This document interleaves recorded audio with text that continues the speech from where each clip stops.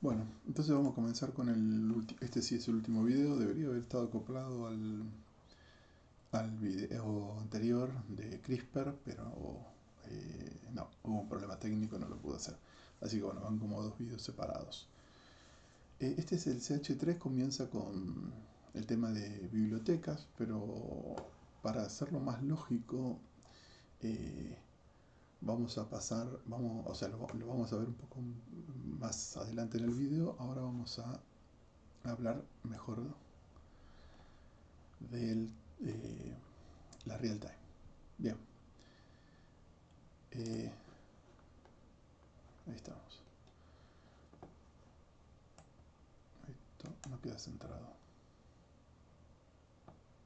Bueno, no importa. Bueno, entonces, suponiendo que nosotros logramos tener una célula, una línea celular que ha sido modificada por CRISPR y quiero medir los niveles de expresión del nuevo gen, que ya sea que yo saqué o que modifiqué. ¿Mm? La técnica para validar eh, cualquier modificación que yo pueda haber hecho en el genoma de niveles de expresión de una enzima, de una proteína, es la real time. Conocida como real time, también puede ser como quantitative PCR o PCR cuantitativa, qPCR y demás. Nombres son todos similares. Esta es una técnica que es básicamente una PCR modificada, en la cual se utiliza un colorante que se conoce como cybergreen en la mayoría de los casos. Luego vienen modificaciones más específicas, pero la interpretación es básicamente siempre la misma. Y lo que tenemos es que a medida que se produce una PCR específica, comienza a aparecer el amplicón y el número, o sea, la cantidad de DNA doble hebra comienza a aumentar.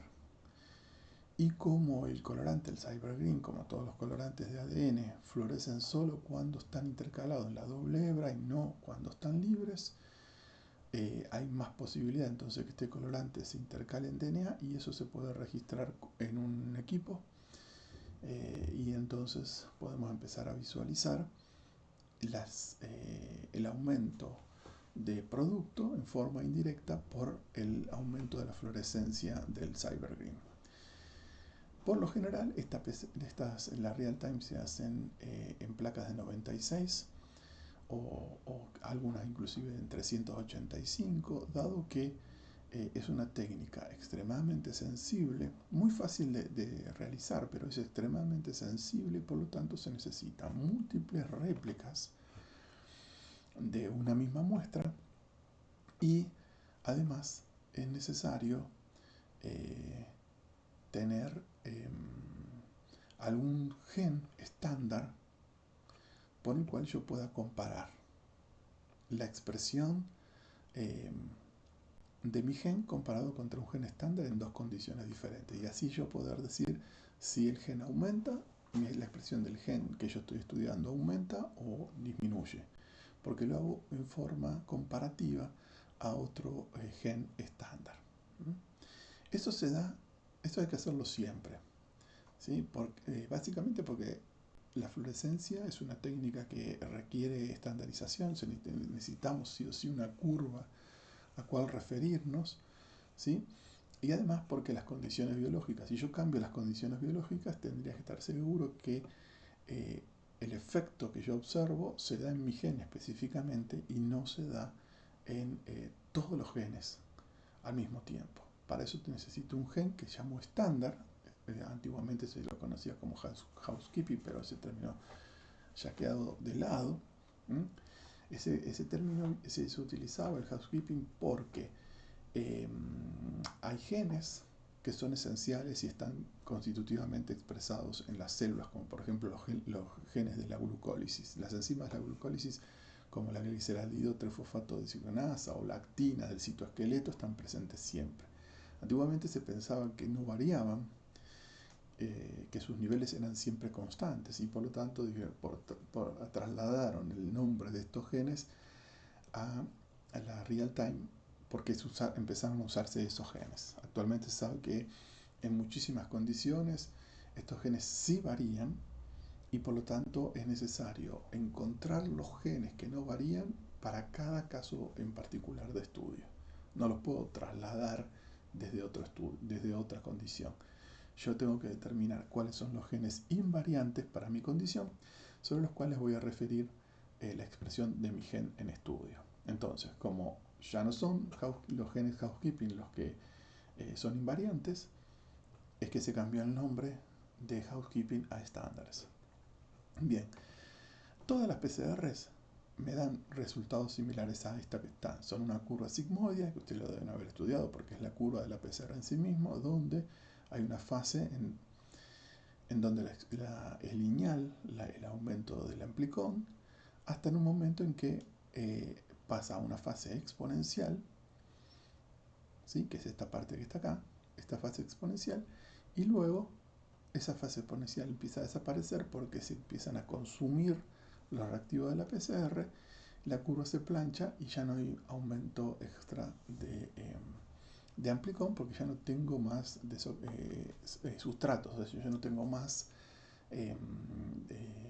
sustratos para la polimerasa, ya sean los nucleótidos o lo que sea, digamos, la reacción se satura. Por lo general, esto ocurre luego de 35 ciclos, ¿no? Así que estos niveles que están acá son aproximadamente 35 ciclos, y esta curva que está acá, o sea, la primera parte, la parte plana de la curva, se da siempre en los primeros 15 ciclos. Así que siempre el análisis que nosotros hacemos de una real time está entre el ciclo 15 y el ciclo 35. Bien. ¿Cómo sabemos cuando nos encontramos en la fase exponencial de una curva de real time? Cada compañía tiene una forma diferente de estimar el nivel en el cual yo voy a comparar los niveles de expresión. La más sofisticada es la real time de Roche, que calcula el comienzo de la fase exponencial haciendo una doble derivada de la aparición de producto, ¿no? Se sabe que hay como una aceleración, y como la doble derivada es la aceleración, o sea, la doble derivada de la aparición de un producto, una es la velocidad y la otra es la aceleración, de física lo sabemos. Entonces toma ese pequeño cambio en la aceleración de generación de producto como el inicio de la fase exponencial. Excepto esa compañía que desarrolló esta técnica y es la más importante, la más sofisticada y demás, digamos, para los laboratorios que hacen real time todo el tiempo. Ese equipo, el equipo de Roche, es como el objetivo a lograr. Las demás utilizan simplemente un nivel threshold, en el cual es una línea paralela al eje X, es una línea sobre el eje Y, que digo, bueno, por encima de acá, o sea, cuando esta línea corta las líneas de expresión, yo voy a considerar ese punto en el eje X, cuánto es el ciclo en el que estoy comparando, el ciclo de comparación, y considero que estoy en la fase exponencial. Bien, una vez que yo entonces digo, bueno, cada una de estas curvas van apareciendo a un determinado número de ciclos. Como esto es una PCR, tengo que tener en cuenta que a medida que el ciclo es más chico, significa que había más cantidad de producto inicial. Aquellos que están a ciclos más tardíos, por ejemplo puedo considerar que no había producto, o sea, sobre el cual amplificar, no había templado. Y a medida que yo me desplazo en el eje X hacia valores más chicos, significa que había más cantidad de templado en la muestra. Bien, yo puedo hacer dos tipos de análisis. Un tipo de análisis es la absoluta y la cuantitativa. Bien, la PCR cuantitativa absoluta lo que hace es no comparar los niveles de expresión en sí mismos, sino transformar los niveles de expresión a número de copias específicos del transcripto. Número de copias. 10.000, 100.000, 50.000 copias que yo tengo en el tubo, en el pocillo de la placa en la que yo estoy analizando. Es más complicado y realmente no tiene grandes ventajas, porque es una regla del 3, o más, no es una regla del 3 tan lineal, pero es simplemente transformar el número de ciclos a número de transcriptos, teniendo yo en la placa que yo estoy analizando algunos pocillos en donde puse cantidades medidas de el amplicón. Entonces, para poder hacer esto, yo necesito tener el amplicón clonado en un plásmido. Necesito cuantificar el plásmido, transformar esa cuantificación en plásmido, que por lo generalmente está dado en nanogramos por microlitros, y transformarlo, conociendo el número total de nucleótidos que tiene el plásmido con el amplicón clonado. Tengo que pasar a eso, utilizando el número de Avogadro y demás, tengo que pasar eso a números, a copias de amplicón en sí mismo. Y entonces yo hago una curva de calibración donde pongo 10, 100, 1000, 100.000 y 1.000.000 de copias de amplicón.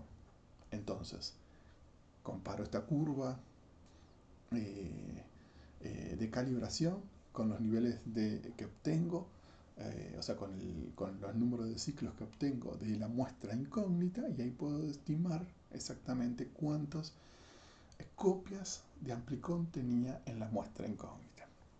No tiene ninguna ventaja por sobre la comparación relativa, que es la más utilizada. Dentro de la comparación relativa, que ahora la vamos a ver más en detalle, tenemos dos tipos de cuantificación relativa. La que dice, bueno, no, la cuantificación es, yo voy a comparar PCRs real time en las que tengo eficiencias de PCR idénticas. Y está la segunda forma de cuantificación relativa, en la que digo, bueno, yo no pude obtener un par de primers y unas condiciones de PCRs que me dé máxima eficiencia. Lamentablemente mi PCR, por algo que yo no pude mejorar, la eficiencia no es 100%. La eficiencia de la PCR no es 100%. Entonces, incluyo la eficiencia dentro de la fórmula. También es raro, la mayoría de los casos las PCRs son eficientes por igual si yo tuve ciertas consideraciones. Las consideraciones que yo tengo cuando quiero diseñar experimentos de real time es que todos los amplicones tengan el mismo tamaño. No puedo amplificar un amplicón de 300 pares de bases y uno de 100, porque nuevamente el colorante florece cuando se intercala, y por lo tanto la fluorescencia de un producto de 100 es menor a la fluorescencia que obtengo de un producto de 300 pares de bases. Así que yo tengo que estandarizar el tamaño del amplicón para todo mi ensayo. Tiene que ser todo por igual. Por lo general siempre es igual a 300. Y lo segundo que tengo que tener en cuenta es que no voy a tener contaminación de DNA genómico si yo lo que quiero medir es niveles de expresión de un transcripto. ¿Cómo logro asegurarme de esto? Bueno, utilizar DNAsa cuando preparo el RNA sobre el cual yo voy a trabajar, o sea, sobre el cual yo después voy a pasar a DNA y sobre el cual yo voy a hacer la real time. Pero lo más importante, más allá del uso clásico de DNAsa para eliminar el DNA una vez y cuando yo vaya a hacer la retrotranscripción, en el paso inicial, digamos, lo más importante es el diseño de primers. ¿Qué tengo que tener en cuenta en el diseño de primers? Tengo que diseñar primers, al menos uno de los dos, que una mitad esté en un exón y la otra mitad esté en el exón de al lado. Es decir, que en el DNA genómico ese primer no va a funcionar porque va a haber un intrón que va a estar separando las mitades de mi primer. Si yo tengo los dos primers justo en la intersección de dos exones, o al menos uno voy a estar 100% seguro que mis primers no amplifican DNA genómico. Solo van a amplificar el DNA producto de la retrotranscripción de un transcripto, ¿no? Y como ustedes saben, los mensajeros no tienen, eliminan los intrones. Entonces, si yo tengo esas dos consideraciones, voy a tener en el 90% de los casos o el 95% de los casos PCR 100% efectivas, 100% eficientes. Así que entonces puedo utilizar la forma más fácil y resumida de la fórmula, que es la que está acá arriba, ¿no? Que se compara el número de ciclos entre mi gen y el gen control, y eso entre las muestras condición 1 y la muestra condición 2. Y lo hago para mi gen de incógnito y para el gen que uso como estándar. Produzco la resta entre los dos ciclos, luego resto los dos valores, y eso se usa para elevar 2 a este valor. De esa forma entonces obtengo el cálculo del delta CP, que se llama. Es bastante simple y es bastante rápido. Después voy a mandar un archivo, ya no va a ser un video, sino por escrito, la solución concreta del último ejercicio donde hacemos una real time, que era bastante tramposo, para que los cuales me dijeron si yo podía explicarlo. Voy a hacerlo por escrito en un archivo, pero sí, realmente había que entender exactamente cómo funciona la real time como para poder solucionarlo, porque las cosas estaban nombradas al revés, a propósito, ¿no? Bien, entonces, volviendo acá a las diapositivas, esta es el análisis de la real time, digamos, las consideraciones de la real time. Actualmente, algunos laboratorios, acá en Mendoza, en el IEM, hay una máquina de PCR digital. La PCR creo que es la única que hay en Mendoza. Es una modernización de la real time, donde básicamente se hace lo mismo que la real time, pero en vez de hacerlo en una solución acuosa, se hace en una solución en donde se forman micelias. Y luego esas micelias, donde por una técnica emulsionante que se hace con un robot, tenemos toda mi muestra dentro de una pequeña esfera emulsionada con todos los productos necesarios como para hacer la real time. Se hace la real time tal cual nosotros la vimos, y luego, pero en vez de hacerlo directamente con las muestras como está, se producen diluciones seriadas. Dilución 1 en 10, de eso 1 en 10, 1 en 10, y así sucesivamente, hasta el punto tal en la que voy a tener, en muchos casos, una única esfera fluorescente o muy poquitas esferas fluorescentes. El equipo entonces lee por muestra y por gen que a mí me interesa cuántas esferas tengo fluorescentes, y de forma tal que esta PCR, la digital PCR, es muchísimo más cuantitativa que la real time. Esta técnica se diseñó porque la real time realmente necesita muchísimas réplicas, tanto biológicas como réplicas técnicas, dado que la digital PCR se hace casi todo en forma automática. O sea, las diluciones se hacen en un equipo, no se hacen manualmente. Ha demostrado ser mucho más robusta en la cuantificación. Es una técnica que realmente es mucho más fácil y mucho más precisa.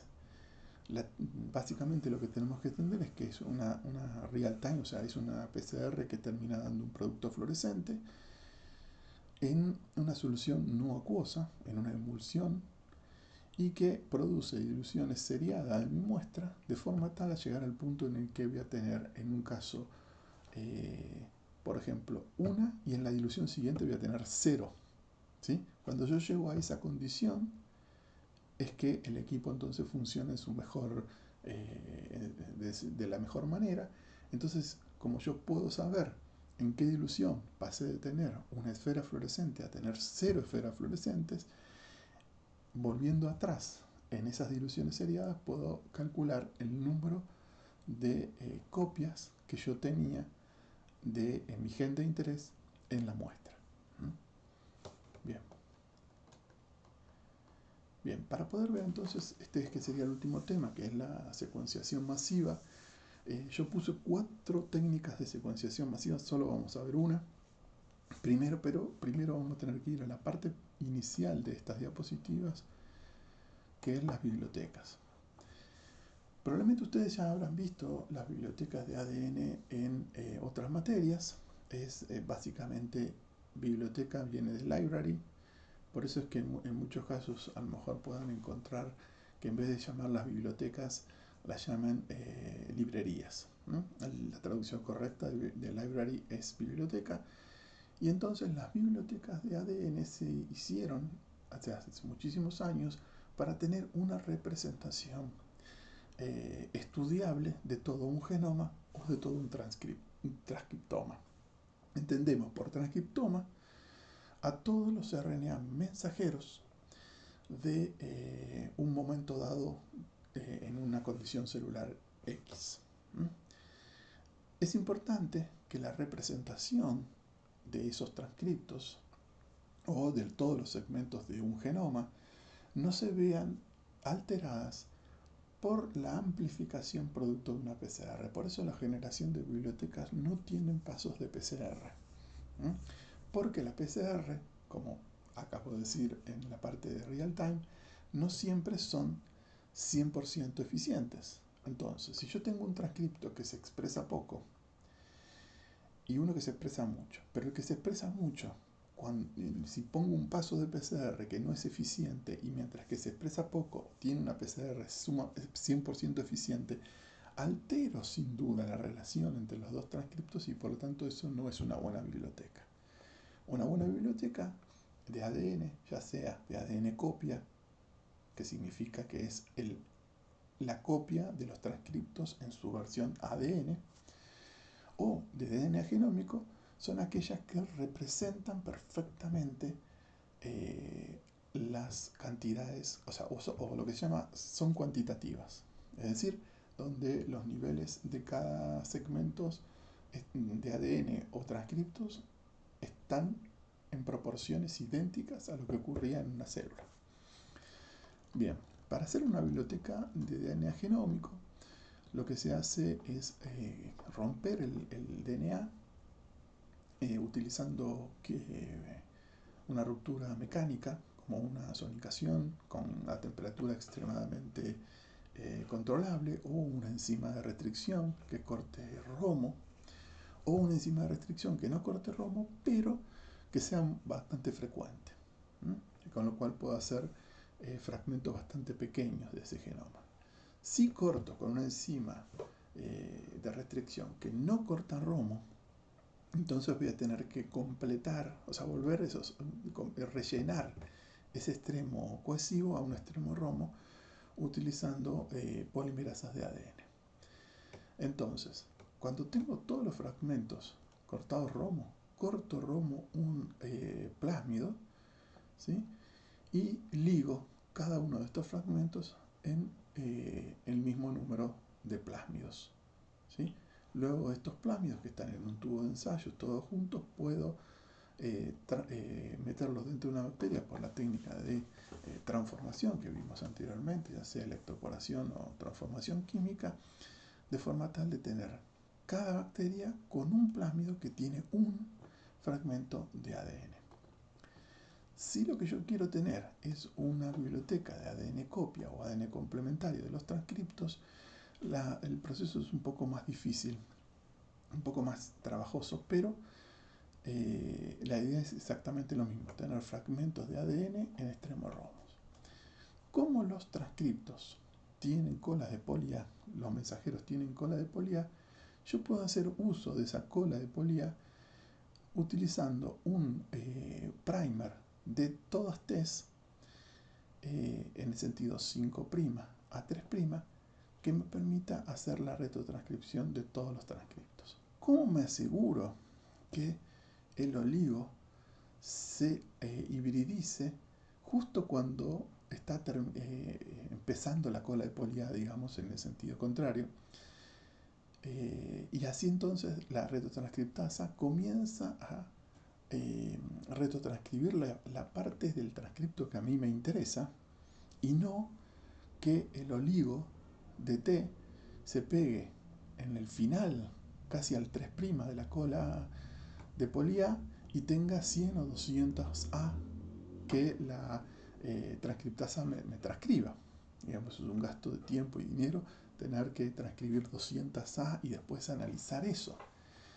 Para eso, los primers de puras T tienen en su extremo 3', estos son 5' acá, 3' acá, tienen dos nucleótidos, ¿sí?, que cuando sintetizaron químicamente estos oligos, se pusieron cualquier letra, pero que no sea ninguna T.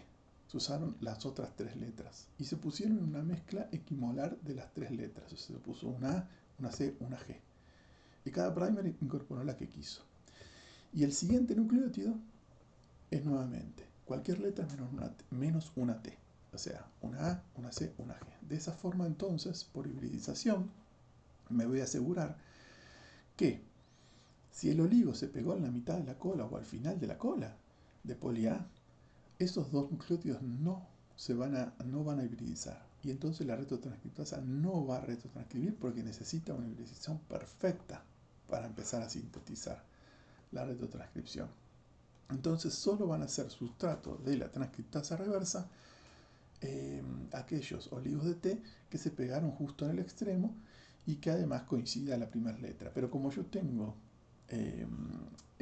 todos los oligos con una de las 3 letras posibles, voy a lograr comenzar, o sea que alguno de los 3 sea sustrato. Una vez entonces en que yo realicé la retrotranscripción, es necesario sintetizar la otra hebra en el sentido contrario. Entonces previamente se degrada con RNasa y la RNA se elimina, y luego para realizar la síntesis de la otra hebra, que no se hace por PCR y que no se hace con la TAC, sino con una polimerasa de Escherichia coli que no va en cadena, digamos, no se hace el ciclo a 96 grados ni demás porque no tolera esa temperatura, simplemente se copia una vez.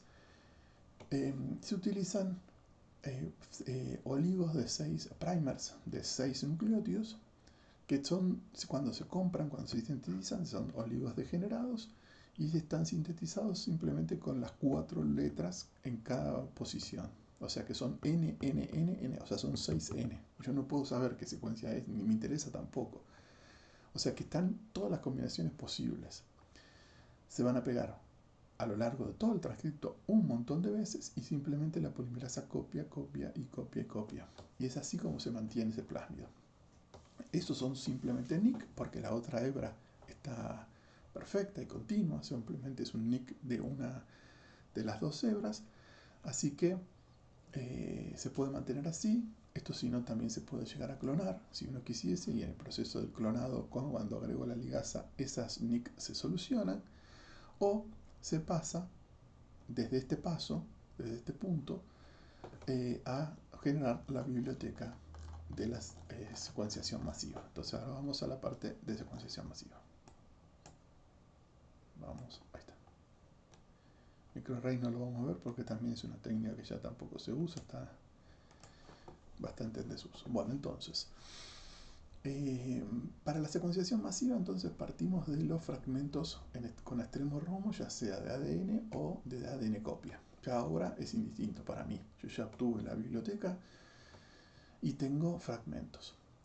Estos fragmentos, ¿sí?, si fuesen de transcriptos, van a ser un promedio de 1000 nucleótidos o 700, 800 nucleótidos en promedio. Va a haber mucho más largo, va a haber mucho más corto. No tiene ningún sentido continuar trabajando con eso para la secuenciación masiva, porque la secuenciación masiva, yo ya les había dicho, bueno, hay 4 tipos, solo vamos a ver una, que es la Illumina. No puede secuenciar fragmentos tan largos. Luego de los 120 nucleótidos, la calidad de la secuenciación cae abruptamente. Y por lo tanto no tiene sentido seguir secuenciando más allá de los 120 nucleótidos. Así que el primer paso es acortar esos fragmentos que yo tengo, especialmente si son transcriptos, si son ADN copias, porque seguramente son mucho más largos que 120 nucleótidos, y para eso lo hago por un proceso de sonicación muy controlado, a temperatura muy controlada. Fragmento entonces mi DNA, los voy rompiendo mecánicamente, genero fragmentos más cortos, más útiles para esta secuenciación, y luego le ligo en los extremos DNA de secuencia conocida. A través, se sintetizan químicamente, se ponen y primero se liga un extremo, se limpia, se lava y después se liga el otro extremo. Esto se hace controlando la presencia de los grupos fosfato o no, para que la ligación, digamos, no se den sentido. Entonces yo tengo ahora, como pueden ver acá, segmentos donde un extremo es conocido y el otro extremo es conocido. Ahora entonces va directamente a la placa del equipo. El equipo tiene una placa como si fuese un portaobjeto de microscopía. En ese portaobjeto de microscopía, otra máquina, un robot, sintetizó millones y millones de spots, o sea, millones y millones de puntos, donde ligó químicamente el extremo de estos segmentos que yo a su vez ligué acá, los pone como puntos sobre ese portaobjeto, ¿sí? Lo distribuye a lo largo de todo el portaobjeto, alternativamente rojos y verdes. Son distintos, el rojo y el verde son dos colores distintos, pues son dos distintos. Entonces, lo que hago es darle calor a mi muestra para que el DNA se vuelva simple hebra, y pongo eso sobre el portaobjeto. Estadísticamente voy a tener una proporción de estos fragmentos de DNA que se van a hibridizar con los spots que están pegados sobre el portaobjeto, ya sea por uno o el otro color. Y como en la cercanía yo voy a tener el otro color, en algún momento ese fragmento de ADN se va a pegar sobre el otro spot y va a formar una especie de puente, una especie de U, ¿sí? Sobre esa U es que yo hago una PCR para amplificar, pero no una PCR, perdón, no una PCR exponencial ni nada, sino algunos ciclos nada más, 4 o 5 ciclos de síntesis, para que entonces voy a tener, en donde antes yo tenía un solo de mis fragmentos, ahora voy a tener dos. Y en la cercanía voy a tener 2, 4, 6. Y ahí no mucho más. Voy a hacer, creo que el número exacto son pasar de 1 a 10. Entonces voy a tener en el portaobjeto puntos, donde voy a tener un número de aproximadamente 10 segmentos que son todos iguales, ¿sí? Y después otros puntos donde voy a tener una amplificación de 10, 12 segmentos, todos iguales. Este paso es un paso previo. Hasta ahora no se secuenció nada. ¿Qué se hizo hasta ahí? O sea, ¿para qué se hace eso? Bueno, la secuenciación de Illumina, la secuenciación de la próxima generación, o Deep Sequencing también conocida, lo que hace es sacar una foto. Saca una foto con una cámara digital, ¿sí? de un color. Lo que pasa es que si yo sobre mi portaobjeto tengo una sola molécula de un DNA copia, no alcanza la resolución ni con un microscopio, ni con un confocal, ni con nada de nada para visualizarla. O sea, no puedo ver molécula única. Entonces, para poder sacarle una foto con una cámara no muy sofisticada actualmente, lo que hice es amplificar la vecindad de cada DNA copia particular de forma tal de que se transforme en un punto fluorescente que pueda ser captado por una cámara. Entonces, ahí lo único que hice fue una pequeña amplificación para que esa molécula única sean 10-12 moléculas y que sea captado cuando florezcan por la cámara fotográfica. Entonces ahora sí viene la secuenciación en sí misma, en la cual cada uno de estos fragmentos empiezan a incorporarse algunos de los 4 nucleótidos que tienen cada uno un color diferente. Se posiciona uno, se lo deja florecer y se saca la foto. Se hidroliza, o sea, se las desbloquea para que pueda continuar la síntesis en el próximo nucleótido y el fluorescente se elimina, se quenchea, se llama. Entonces, se elimina la fluorescencia. Se agregan los 4 nucleótidos nuevos, cada uno con un color distinto. Siempre en cada secuencia, o sea, siempre las A tienen el mismo color, las T son siempre el mismo color, eso digamos es invariante. Y en definitiva voy sacando una foto tras otra, una foto tras otra.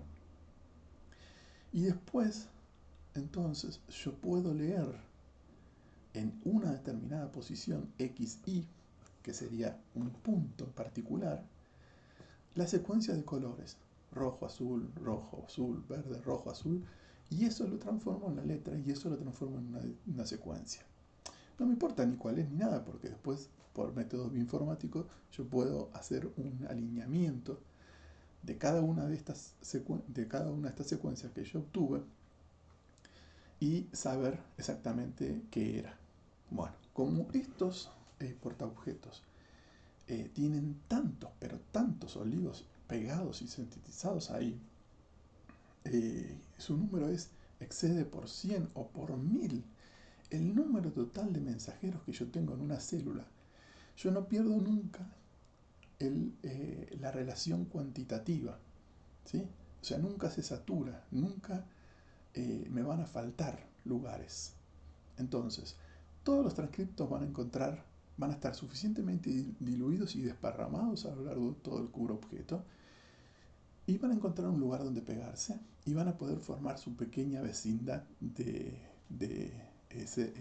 DNA copia idénticos a ellos, y entonces voy a poder tener la secuencia y el nivel de expresión de ese transcripto en particular o de ese pedazo de DNA genómico en particular. Voy a tener la secuencia y la información de la expresión por esta técnica. Por supuesto, generalmente los experimentos cuando hacen secuenciación masiva, que esta, ya les decía, la Illumina es aproximadamente el 90% de todas las secuenciaciones masivas que se hacen en el mundo. Las otras son más específicas y sirven para cosas más específicas que no lo vamos a ver ahora así por video. Entonces, como les decía, la secuenciación Illumina después por lo general es repetido por una técnica independiente, una digital PCR o una PCR cuantitativa, para estar seguro que la secuenciación, los resultados coincidan. Bien, yo creo que sí, yo creo que damos por terminado. Así que bueno, después tendremos que ir definiendo la fecha del parcial. Los temas y los videos, digamos, ya estarían terminados. Solo faltaría, voy a subir un archivo más correspondiente a la resolución del ejercicio de real time, explicado por escrito. Así estamos seguros que todo el mundo lo entendió y después definimos entonces la fecha del parcial.